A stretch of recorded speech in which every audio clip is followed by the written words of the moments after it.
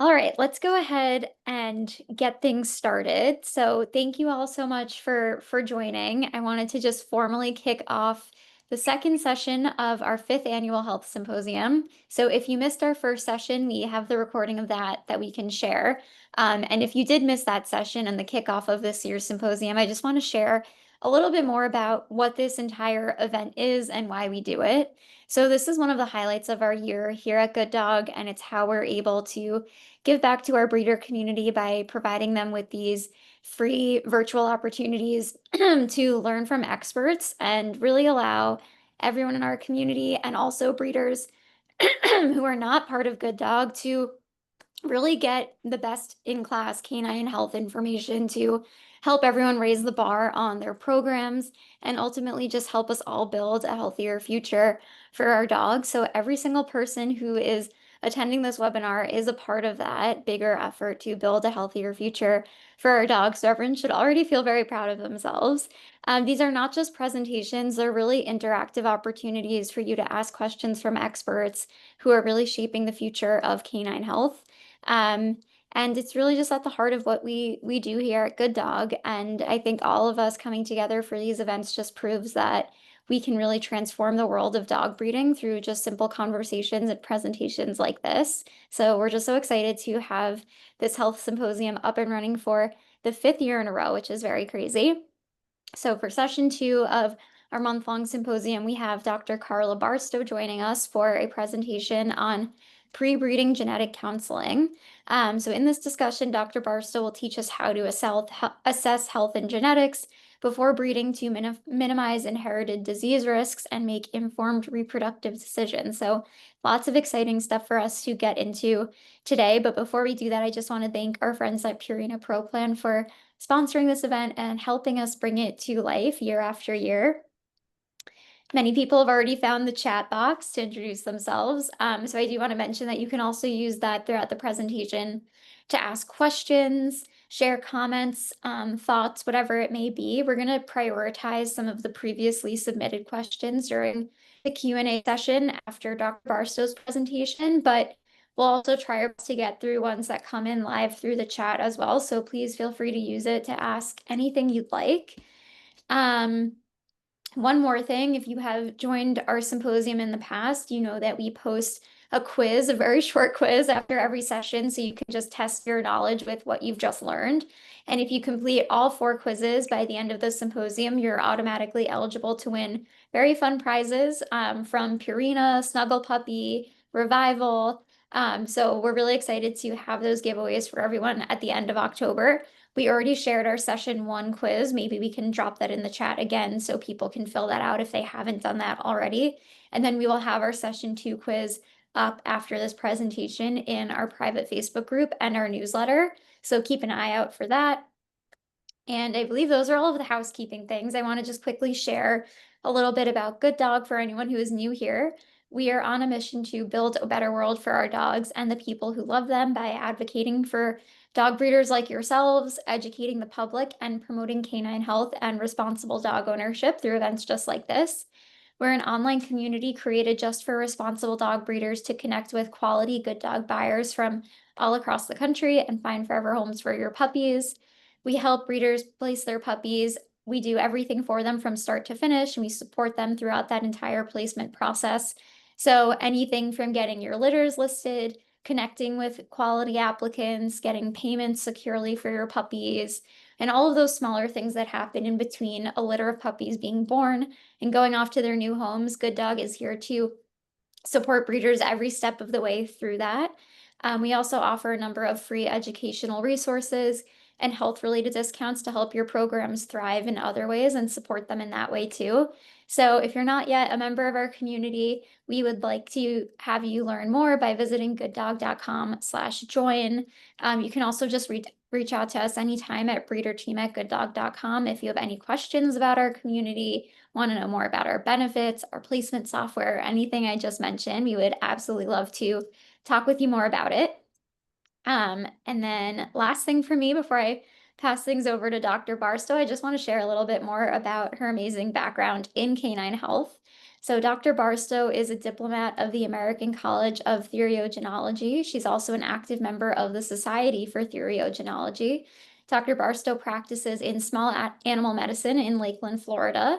I believe someone here, or when we announced this event, mentioned that Dr. Barstow is actually their vet, which is really cool, and is the only reproductive specialist serving the greater Tampa, Florida area. In her practice, Dr. Barstow works with dog breeders to breed healthier dogs, and she is a longtime breeder of Samoyeds, one of my personal favorite breeds, and participates in dog shows. So, no one better to have here today than Dr. Barstow. I will, without further ado, pass things over to you to begin the presentation. All right, thank you so much for that introduction, and thank you guys so much for joining me today. I'm so happy to be, Good Dog invited me to come back, and I would say good afternoon, but we've got some people out in California, so good morning to you guys on the West Coast. Today we're going to be talking about our pre-breeding genetic counseling for dogs. It's kind of a crucial part of what we do that sometimes can be overlooked on certain aspects of that. And obviously, when we're breeding our dogs, we're not only shaping the next generation of our animals, but the future of an entire breed. So here I have Jazz on the left. She is the mama to my girl, Cersei, who is a little bit chaotic, but we can see that we're still maintaining our type. She still looks like she's supposed to look, even though she's a dork. We love her. But we know that genetic counseling is going to help us to reduce the risk of passing on inherited diseases, support healthier puppies, and ensure that we're acting in the best interest of the animals, the buyers, and of course the breed itself. All right, so when we're doing our pre-breeding genetic counseling, it's a process that's going to evaluate the dog's health, their genetic makeup before breeding. It also includes reviewing their health history, any genetic testing, as well as pedigree analysis. And obviously, we want to understand breed-specific risks, as this process is going to give us information to make more informed decisions in ethical breeding processes. Now, obviously, understanding our breed-specific risks is a big thing, because inherited diseases can be devastating for dogs and their families. And many of these conditions are breed-specific. Obviously, we know we list a certain breed, they become a poster child for a certain disease, and we know that those exist. So certain breeds may develop heart issues, others may carry like the MDR gene for sensitive to certain medications. So those are all things we want to make sure we've got a very thorough understanding of. And of course, how are we going to go about doing all of this? And so when we're assessing the dog's health and genetics before breeding, the first step is making sure that we're doing a very thorough physical exam on them by a veterinarian. Now, if I've got a bitch that's coming to me for breeding management, this is going to be every heat cycle. We're going to be doing a good exam, nose to tail, making sure we're not seeing anything on them. For our boys, we definitely at least once a year, making sure that they're still nice and healthy. And then obviously we've got our OFA testing, so checking their heart, their joints, their eyes, and making sure that there's, and then of course any other breed-specific evaluations that need to be done for them. Speaking, of course, of the OFA, this is a wonderful database that basically maintains public registry of all of the health test results. So our parent clubs are going to establish that minimum health testing standard for our different breeds, and the dogs that meet those standards receive what's known as that chick number. Now, for the chick certification, all results do not need to be normal, but they must be in the public domain so that responsible breeders can make more informed decisions. Now, this is kind of a big thing that I love, is that making sure that there's that little box that says release abnormal results. I do highly recommend that everybody check that. And even if we know that that animal is going to fail, making sure we do submit those to OFA, because that allows our breeders to make more informed decisions, as well as keeping the national database up to date as best as possible, so we're not skewing our results with that. When we move into our genetic testing, obviously we've got access to comprehensive DNA tests that screen for dozens of condition services like Embark and Wisdom Panel, and there's other breed-specific labs that can help us to identify the carrier status, verify breed ancestry, and help us make more informed pairing decisions. When we're talking about our genetic testing, this allows us to calculate risk assessment. Can we actually breed a carrier? The real question is the welfare of that future pup or parent affected when we're using that carrier animal? Most of the time, this answer is no. Then it's definitely safe to use this animal to keep the greater diversity in our gene pool. We only exclude dogs when the welfare of the pup or the parent is compromised. So if you've got a Labrador who's a carrier for exercise-induced collapse, the dog themselves isn't affected, so they can be bred. But but it means that we want to avoid pairing it with another carrier because our goal is to produce puppies that are either clear or carriers, never affected. We want to increase our genetic diversity while decreasing disease prevalence. The ways we can do this is limiting the number of times that an animal is used for breeding to avoid our popular sire syndrome, and combine dogs wisely instead of excluding some of our carrier animals. Genetic diversity itself is not a test for a particular gene. Instead, it measures commonality within a range of inherited genes from each side of the family.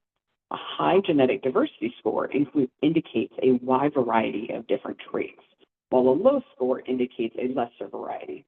Measuring genetic diversity can help provide an indication of inbreeding levels for an individual or within a population. We're going to go into a little bit more detail on that one later. Now, our panel tests that are out there, now, word of caution, I love our panel tests. However, the vast majority of them are not relevant for your breed. So this is one of the panel tests that I did on one of my Sammies. And so we can see that there's tests on here that are specific for pointers, German Shepherds, even Catons, have nothing to do with anything near a Sammy.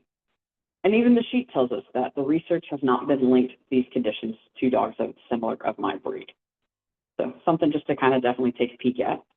And when we actually look at the ones that he has, there's only 2 out of the 196 tests that were run that were proven to be relevant for my breed. So obviously we want to make sure that, if they come back as a carrier for one of these other diseases, that we're being cautious, because it might not mean anything just yet, because we do want to discuss any abnormal results with a reproductive specialist or even a geneticist at both Embark and Wisdom Panel. They do have those available for you that you can talk directly to them if you've got further questions.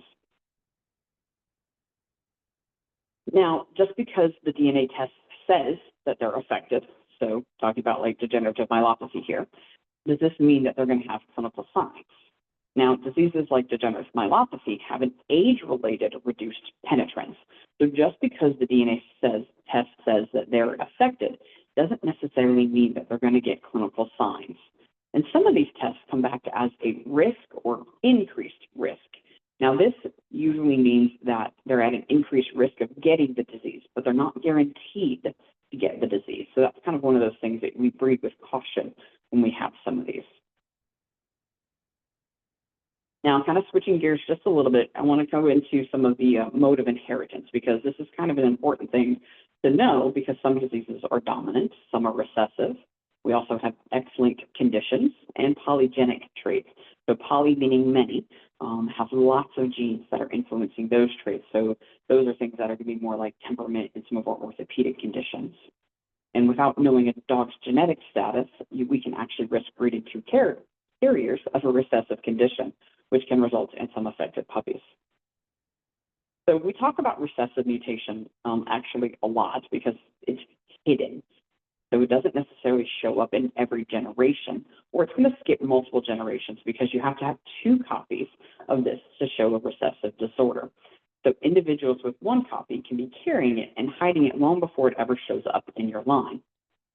And so, I love when, we're doing our tight line breeding, and, we can be doubling up on the good, but we can also be unmasking some of the bad things that are there, just because all of a sudden we've got a recessive condition that's there that we never knew about. And some of these things we don't really necessarily even have genetic tests for, and that's the hard part. Because everybody has 2 copies of that same gene, if one of them is bad, they can usually function perfectly normal without having that. So we're not going to have to see both of them gone before we're going to notice that there's a big change. So in this little table here, we've got both of our parents are both carriers for the disease in general, and then they only ended up with 1 affected puppy, which was great, which was then bred to a clear puppy, which then produced more carriers. So we were able to use this in this instance, obviously, making sure it was bred to a clear. However, not necessarily in most disease cases is that something we want to do. Now, our dominant mutations, so these are a little bit different. So our dominant ones, these are ones you only need 1 copy of the gene. So this is something you're going to see showing up in every, generation. So as we can see in our little table at the bottom, basically every generation has an affected animal. This is not the best table because it's not put together correctly, but I apologize. So this is one of these that, we kind of get a little bit more concerned about these because these are a little bit harder to kind of get rid of from our pedigree. And then we have these fun ones called an X-linked. And so these are linked to the X chromosome. So these are going to show up differently in males versus females. Because our males only have one X chromosome, they unfortunately are going to be the ones that are affected by some of these diseases. Now, in this particular image down here, I've got some little poodle puppies. This is actually a pretty rare genetic hair defect. And then the females are on the left side here, and then these are the two males who were basically born without hair. So obviously we know mom has this disease now, and so that she is now going to be removed from the breeding program because this is something she's going to pass on to all of her male puppies. Now, just because we have an available DNA test does not necessarily mean that it's a valid DNA test. There is currently no regulatory oversight for our DNA testing companies in the US. So if this is something that you guys wanted to do in your own garage, you can start selling your own DNA tests, and there's nothing stopping you from that. And this is where the International Partnership for Dogs comes into play. So this is an international organization because they understand that there is no standardization or accreditation for any of these. And they want to increase formal international regulation and oversight and increasing the number of genetic test providers who offer these tests. Obviously, because we've heard about concerns about some of the reports that are inconsistent and even fraudulent activities. Unfortunately, some of these companies do exist. So they want to improve the standardization and access to robust, I can't talk today, I'm sorry, genetic testing to support the health improvements and sustainable future for our dogs. So this is what is known as the harmonization of genetic testing. And this is basically a free portal of information that they have. And I do highly recommend that everybody actually go onto this website. It's dogwellnet.com. It's a phenomenal website with tons of great information. I just got exposed to this summer, and it has been an absolutely valuable resource because it talks about quality assurance, different activities, and great resources to review the genetic tests, to coordinate some of our standardizations for proficiency testings with peer-reviewed and making sure that these are actually audited to being correct. And obviously hoping we've got future developments for things kind of going on in the future. Now I went onto their site and I pulled up, the results for my breed. And what they have on there is they list all the different DNA tests that are potentially possible for your breed. Now, if we start with PRA, so this is an eye disease in Samoyeds, it's got a little green paw print behind that. And what that means is that there's some strong or moderate evidence that says that this test is actually meaningful for my breed, which is really nice to know when we're looking at some of these tests. When we click on that, it's actually then going to take us to a different page that's then going to show us that, yes, this test is actually recommended for Samoyeds and Siberian Huskies, and some genetic test providers like Embark do offer this test, which is great. Now, some of these genetic testing providers are international, so they may not necessarily be here in the US, so just use caution when we're going with them. Now, if we go back to our disease list for Sammy's here, and we look at the GM2 gangliosidosis, that has that yellow paw print behind that, which means that for my breed, this hasn't really been evaluated, and so may not be a good test just yet for my breed. And when we click on it and go a little bit more in depth, we know it's a valuable test for Shibas, but not so much for Sammy's just yet. So kind of one of these things to kind of keep in the back of your mind when we're looking through some of these tests. The other really great thing about this site, so we're going to go back to PRA, and if we scroll down, and it's going to give us all of this information. So it talks about the disease itself. So this is something you're unfamiliar with. It's going to give you great information so you understand how the disease works. It has lists of recent publications. And then my favorite little thing at the very bottom there, it's called the OMIA. This is the Online Mendelian Inheritance in Animals. So this is actually a really fun site. Again, it gives you a lot more information, a lot more papers. And if you don't know anything about the disease, it tells you the mode of inheritance. Obviously, X-linked, it's in the name of the disease that we have. But for some of these other diseases, it might be recessive and you're not really sure. And it's really nice to be able to go through and to look at that and say, okay, yes, this is what that is. And then for all the other nerds in the group like I am, you can actually go to their main site and you click on browse, and then you can look up all different types of diseases you might want to. So if you're interested in the reproductive, so you can kind of, go through some of that information and kind of go down a rabbit hole. It's actually lots of really great information for my breeders. I do highly recommend that everybody go and check this site out. All right, now moving on to our pedigreed analysis. So this is also kind of a big key thing for when we're doing this. And then when we're looking at our pedigreed, it's not just the depth of the pedigreed, but also the breadth of the pedigreed. And so this is where I really love OFA's database and their vertical pedigreeds, because you can look at what the siblings and their offspring have done for a particular breed that you're looking at, or a particular dog that you're looking at. So you can see, oh, you know what, his siblings have actually been really good and his offspring has been really good, or you know what, actually he's the fluke in this particular instance. And those are kind of help you make more informed breeding decisions, because again, this is a database that is public knowledge, which is why I definitely recommend that everybody have all of their data put up there, because it makes it easier for everybody to see everything there.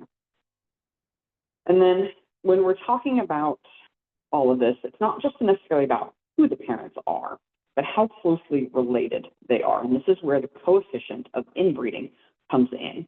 So the COI is based on pedigrees and is associated with the probability of inheriting 2 copies of the same gene from common ancestors. And it does not account for any genetic recombination events within a dog's pedigree. You guys remember from high school biology, you had like crossing over when the DNA is being pulled apart. Now that takes place. And when we're doing our COIs, that's a basic math formula. And so it doesn't take into account all of the little nuances for these. But we do know that a high COI can mean less genetic diversity, which can increase the risk of inherited diseases. Now, when I did the NBARC panel on my dog, it told me that his COI is at 24%. However, AKC doesn't provide COIs for breeds. Other kennel clubs in like England, you can absolutely look up what the COI is for a particular breed. It's actually really good data to have, because it kind of gives us a little bit of information. NBARC does also have a pair predictor. I unfortunately don't have a female on my NBARC account, so I'm unable to actually look to see what that does, because they actually do look at a different measurement when they're using that pair predictor, which is the measure of genetic diversity. And this is actually where we might get better information from them. So this differs from our COI, as genetic diversity is the range of the different inherited traits and DNA variation, so those different alleles that might have crossed over within a breed's gene pool, which impacts the population's ability to adapt and reduce the risk of genetic disorders. High genetic diversity indicates many different alleles and genotypes in the population, leading to a wider variety of traits and greater resilience within the breed. This information can be very important in dogs, particularly in some of our breeds that have a very small, closed population that's been closed for many generations, so some of our rarer breeds. Now, this chart is actually taken from the Wisdom panel because it gives me the genetic diversity for one of the dogs, but it doesn't actually list the COI. They also have a mating tool, which can help predict litter, but I don't have a male on that account. So I got to start getting a little bit more information so I can have better things on here for you guys. But what's really nice about these things is if you've got them tested within the same organization, so either NBARC or with Wisdom panel, you can look at what's common for your breed, and you can get a better match for how they are, because genetic diversity matters. The information is the most important when we're planning our mating pairs for breeding. All else being equal, we're increasing that diversity score in subsequent generations of breeding, and it's generally beneficial for our individual and breed health, regardless of the exact amount of recent pedigreed inbreeding. And so so that's why this is actually a very important tool to have, because we want to be a little bit higher on that bell curve for your particular breed and increasing that genetic diversity there. Obviously, when we're looking at other things we want to look at, we want to be looking at our temperament and our behavior, because obviously we do know that these traits can definitely be heritable. So dogs with that strong genetic tendency towards aggression may not be a suitable breeding candidate, regardless of its physical health. And not necessarily even just aggression, but sometimes even shyness. Those things can definitely rub off on certain things. So, all right. So I kind of went a little bit fast through that. So hopefully we've got some really good questions. We have some good conversations. But big thing for you guys, transparency is key with our puppy buyers, with our other breeders, with the public. We want to share the test results, disclosing our known issues, and registering health data that shows both integrity and obviously that return on that investment is then worth it, because we're going to have healthier puppies out there, stronger breeding programs, and a reputation for quality and care. If you're just starting out and you want to refine your program, we've talked about some really great resources. I'll have my email at the end, so if you've got questions, you can always shoot them to me. And obviously remember that pre-breeding genetic counseling, it's not about eliminating every risk, because we know that's impossible. It's about reducing unnecessary risk and being informed and being proactive. We all want healthier dogs, better outcomes, and long-term successes. And so genetic counseling is one of those most effective tools to help us get us there. All right, what questions do you have for me? Thank you so much. That was fantastic. We have some pre-submitted questions. Everyone should please feel free to write them in as well. I thought we had two interesting ones. One, when you have a genetic marker that is not tied to clinical symptoms in the breed, I know you discussed this earlier. In other words, the genetic marker comes up on DNA tests, but the disease itself is rare or maybe non-existent. What is your advice to breeders? Does that advice change for a rare small population breed? So if it's one of these diseases that it comes up as, you know, your dog may have be a carrier or potentially be affected by one of these things that hasn't been proven for your breed, that's where that dog wellness really going to come into play, because I've got a lot of these things on there. If it hasn't been proven for your breed, then it's one of those that we monitor and, you know, we take stock in it. So we do a test breeding to an animal who's clear with that, and then we see, do we see it popping up? Then, yeah, maybe we take a step back. If we're not seeing it anymore, we're not having any issues with it, then I'm okay to continue breeding that particular animal. And maybe in the future, we may get more information once, you know, we've had more DNA tests. Technology is ever changing and ever evolving. And we may learn something in a couple of years, or it may never become a thing. So just kind of something to think about. Thank you. We get this question a lot relating to diseases with incomplete penetrance. I know you discussed degenerative myelopathy, and I think IVDD is another common one that people ask about. And I think you've spoken to this as well, whether the breed is impacted by the condition, but say it is a breed that's impacted. Should carriers be bred, you know, with that incomplete penetrance, keeping in mind that, you know, it doesn't necessarily take the two copies for them to be impacted by the disease? So when we've got diseases with incomplete penetrance, I think it necessarily depends on how impactful that disease is, because we do know that sometimes those can pop up and not until later in life. And so those, I think, again, trying to making sure we've got, you know, that potential carrier with that clear to hopefully, again, minimize what we're taking forward to future generations. But some of those, it's more of a risk assessment, and we're kind of playing the odds and a probability, and we may never get a great answer for that one, unfortunately. Great, thank you. We had a question, not necessarily so much genetic, but inherited traits. If a puppy is diagnosed with a multifactorial condition, say hip dysplasia, for example, at a very young age, does that mean it's more likely to be inherited rather than, you know, some other factors?